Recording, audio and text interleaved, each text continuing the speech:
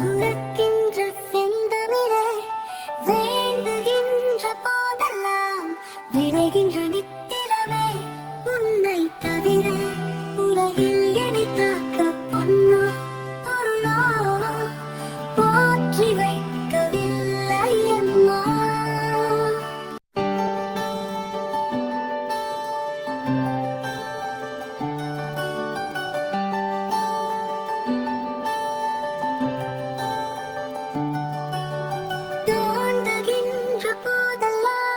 சுரக்கின்ற செந்தமிழே, வேண்டுகின்ற போதெல்லாம் விளைகின்ற நித்திலமே, உன்னை தவிர உலகில்